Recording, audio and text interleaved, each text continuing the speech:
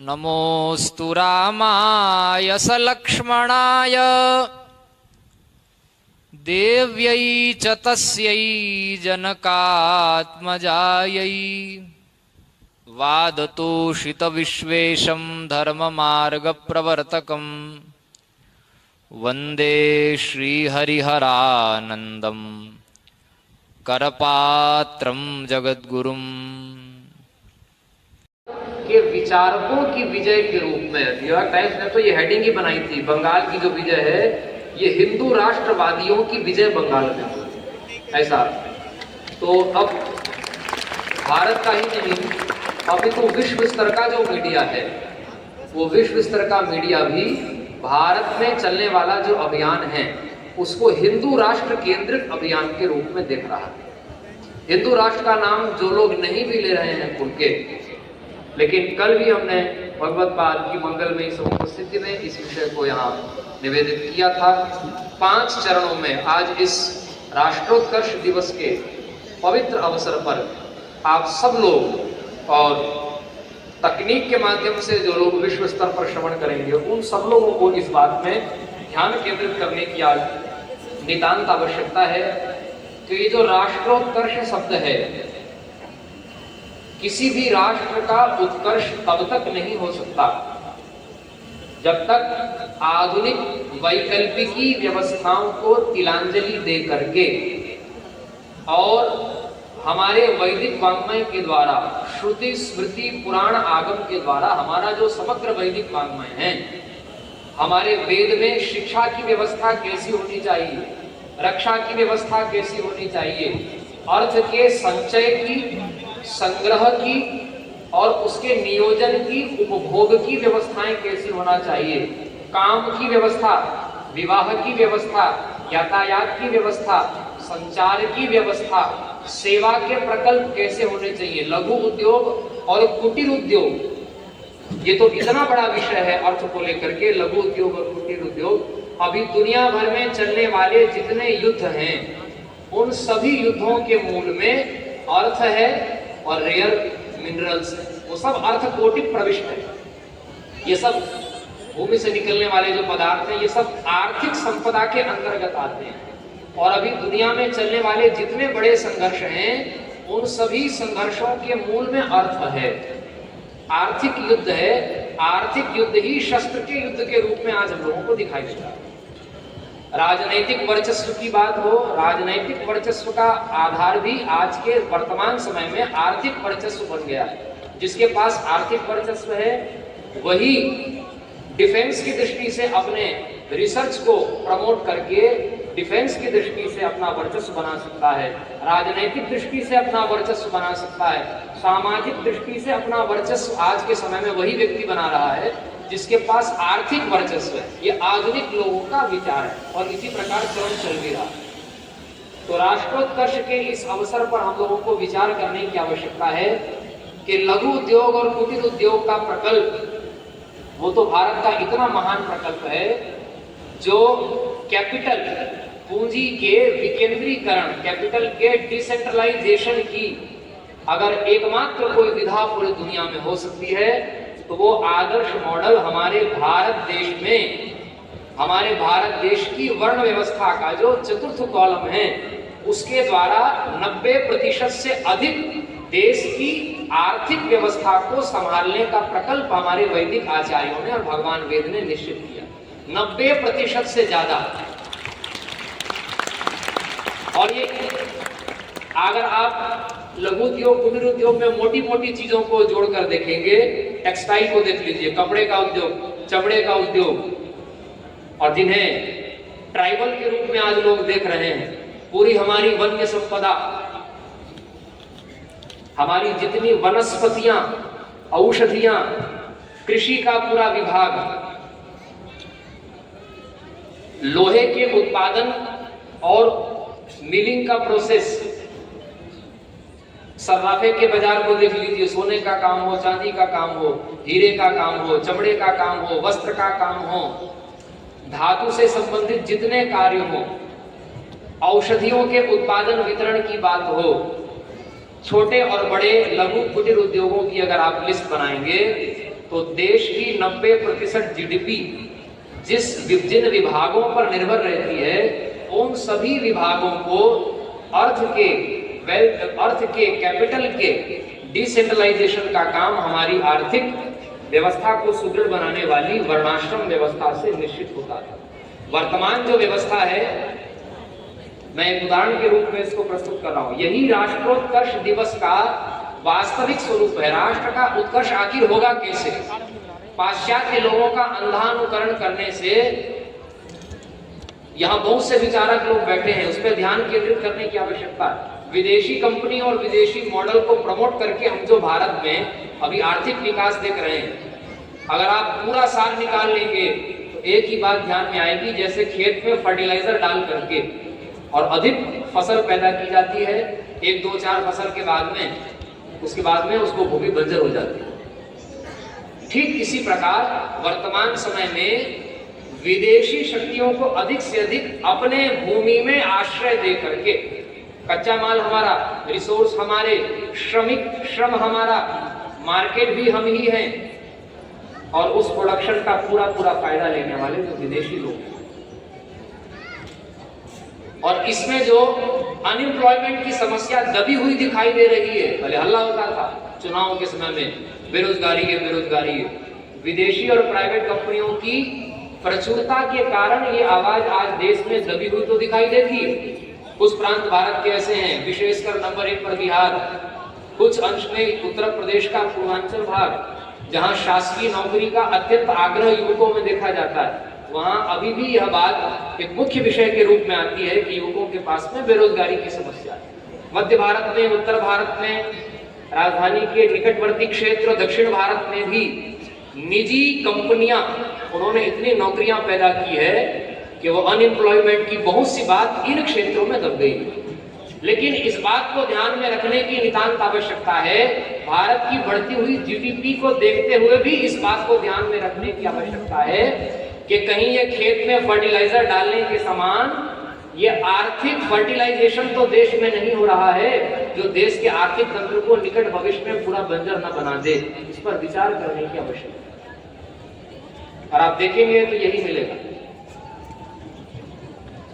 ऐसी परिस्थिति में हमारे यहाँ अर्थ के जितने प्रकल्प रहे, वो सारे प्रकल्प, एक तेल को उदाहरण ले लीजिए, अभी इंडोनेशिया ने घोषणा की कि लगभग 96.8 लाख बैरल पाम ऑयल हम लोग वहां से मंगाते हैं। अब वो पाम ऑयल जो कि बहुत खतरनाक है, आप सब लोगों को मालूम है। हमारे वर्ण व्यवस्था के आर्थिक संदर्भ को समझिए। राष्ट्रोत्कर्ष, राष्ट्र का उत्कर्ष आखिर कैसे होगा? अभी अर्थ 1 नंबर पर आ गया दुनिया में। भारत में तो धर्म ही 1 नंबर पर था, है और रहेगा। लेकिन आधुनिक विचारकों, आधुनिक व्यवस्था करने वाले विधायकों ने व्यवस्था की ऐसी स्थिति पैदा कर दी है कि अर्थ 1 नंबर पर आ गया। सबको अर्थ चाहिए, बाबा को भी अर्थ चाहिए, बाबू को भी अर्थ चाहिए, सबको अर्थ चाहिए। युद्ध का आधार भी अर्थ बनता। ऐसी परिस्थिति में आप लोग विचार करिए कि देश में 100-200 ऐसे उद्योगपति हैं जो बड़े पैमाने में तेल का उत्पादन कर रहे हैं या संग्रह कर रहे हैं, और छोटे छोटे ब्रांड बनाने वाले जो व्यापारी हैं वो भी उन्हीं से खरीदते हैं। लगभग 100 व्यापारी ऐसे होंगे जिनके पास में तेल के व्यापार का क्या है, पूरा एकाधिकार उनके हाथ में।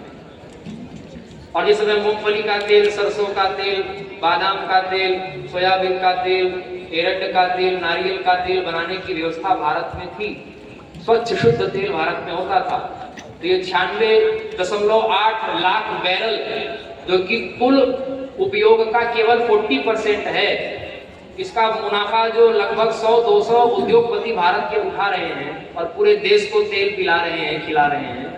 हर गांव-गांव में रहने वाले तेल पेरने वाली जाति विशेष के जो हमारे यहाँ लोग होते थे, आज डिसेंट्रलाइजेशन का नाम लेने वाले लोगों ने 10 व्यापारियों के यहाँ पूरे भारत को तेल पिलाने का ठेका उनको दे दिया। और हर गांव में रहने वाली तेल निकालने की जो हमारी वर्ण व्यवस्था की व्यवस्था थी, उसमें कितना बड़ा डिसेंट्रलाइजेशन था इस कैपिटल का, इस संपत्ति का, इस वेल्थ का, कि पूरे भारत का एक एक गांव अपने अपने आवश्यकता के अनुसार तेल का उत्पादन करता था कच्चे माल से, और ये पूरा मुनाफा कई लाख करोड़ रुपए का है जो 100-200 व्यापारियों की जेब में जा रहा है, वो पूरा केवल तेल निकालने वाली एक जाति, एक समुदाय को हमारे वैदिक रिजर्वेशन के रूप में प्राप्त था। ये हमारे सनातन वैदिक आर्य हिंदू धर्म में आरक्षण का स्वरूप है सज्जनों, और इसके प्रचार की इतनी बड़ी आवश्यकता है कि एक एक कैटेगरी को मिला हुआ 22%, 25%, 15% जो आरक्षण है, उसके अंदर आने वाली 100-100, 200 जातियों में जब 22% को आप बांटेंगे तो 0.2%, 0.5% से ज्यादा नहीं रह जाता एक जाति का आरक्षण। और वो अगर एक एक समुदाय के आधार पर केंद्र और राज्य की सरकारें कितना आर्थिक लाभ एक एक वर्ग को पहुंचा रही है, हम लोगों को डिस्क्रिमिनेशन करने वाला बता करके जो नकली जाल फैलाया गया है, उसकी पोल पट्टी क्या है? 0.2, 0.5% एक एक समुदाय को रिजर्वेशन दे पा रहे हैं, इससे ज्यादा नहीं। और वो कुछ हजार करोड़ तक भी पहुंच जाए, ये बहुत मुश्किल होता है एक एक जाति के आधार पर अगर आंकड़े निकालने लग जाएंगे। अभी तो आर्थिक जनगणना होगी तो बहुत से आंकड़े सामने आएंगे, इससे भी हमारी वर्णाश्रम व्यवस्था को ही बल मिलेगा। ध्यान रखें, वो 0.2, 0.5 के 2000, 5000, 10,000 करोड़ रुपए का रिजर्वेशन का चूर्ण बांटने की जो आधुनिक वैकल्पिकी व्यवस्था है, उसके आधार पर अगर आप चमड़े उद्योग को देख लीजिए, चर्मकार समाज को उसके साथ जोड़कर देख लीजिए, हाँ, तेल के उत्पादक समाज हमारे यहाँ परंपरा से जुड़े हैं, और पूरा तेल का जो सेक्टर है उसको उठा करके देख लीजिए। पूरे आदिवासी समाज, आदिवासी शब्द के समर्थक हम लोग नहीं, वनवासी शब्द भी ठीक नहीं है। वेद व्यास जी जंगल में रहते थे, वो वनवासी थे, ब्राह्मण भी वनवासी थे, क्षत्रिय भी वनवासी थे। भूपराज लज हो ही विरागी, चौथे वन रिप जाइए कानन वेदनी की अस कहीं दशानन। जंगल में कौन नहीं रहता, सब रहते थे। भारत का तो गांव भी जंगल जैसा होता है। तो ये सब विखंडनकारी जो षड्यंत्रकारी शब्द हैं, इनसे बचना चाहिए। खैर, मूल बात हम लोग जो कह रहे थे, एक एक वर्ण व्यवस्था के अनुसार जो कार्य है, उन कार्यों की वर्तमान समय की अगर आप आर्थिक स्थितियों को अगर आप डिजिट के माध्यम से उठाएंगे, आंकड़ों के माध्यम से उठाएंगे, तो आपको पता चलेगा रिजर्वेशन का नाम लेकर के हल्ला मचाने वाले लोगों ने उन समुदायों को जितना लाभ दिया या देने की बात वो करते हैं, उससे एक एक समुदाय को 100-100 गुना, 200-200 गुना ज्यादा लाभ अगर भारतीय वैदिक सनातन परंपरा के अनुसार रिजर्वेशन का सिस्टम होगा तो 5 वर्ष की सरकार नहीं चाहिए, 5 महीने में चौथा वर्ण जिसको शूद्र कहते हैं, उसका वही स्वरूप सामने आ जाएगा जो भगवान राम के राज्य में होता था। ऐसी समृद्धि उनके पास। लेकिन इस प्रकार से विचार ही नहीं हो रहा है। भारत में बहुत से ऐसे महापुरुष हुए, हम सबका सम्मान करते हैं, लेकिन उदाहरण तो कहना आवश्यक है। श्री महावीर स्वामी, श्री गौतम बुद्ध जी महाराज, ज्योतिबा फुले जी, स्वामी दयानंद जी महाराज, राजा राम मोहन राय जी, बहुत अंश में गांधी जी का विचार, बहुत अंश में श्री गुरु गोलवलकर जी का विचार, और बहुत सी ऐसी संस्थाएं हैं, अब तो उससे निकली हुई और भी बहुत सी संस्थाएं होंगी। इन सबके विचारों को अगर आप देखेंगे तो जन्म से जाति का, भारत के संदर्भ में इन सब लोगों का जो विचार है, उस विचार का अगर आप सार निकालेंगे, बहुत सारे विचार हैं, लेकिन 2 बातों के चारों तरफ घूमते हुए विचार हैं। इन सब का सार राष्ट्रत्व चिंतन को लेकर के 2 वाक्यों में सार समुचित हो जाता है। वो क्या है? जन्म से जाति को स्वीकार करके, वर्ण को स्वीकार करने के कारण भारत का राजनैतिक और धार्मिक रूप से पतन हुआ, और इसको समाप्त कर दो, इस व्यवस्था को समाप्त कर दो तो भारत का उत्कर्ष हो जाएगा।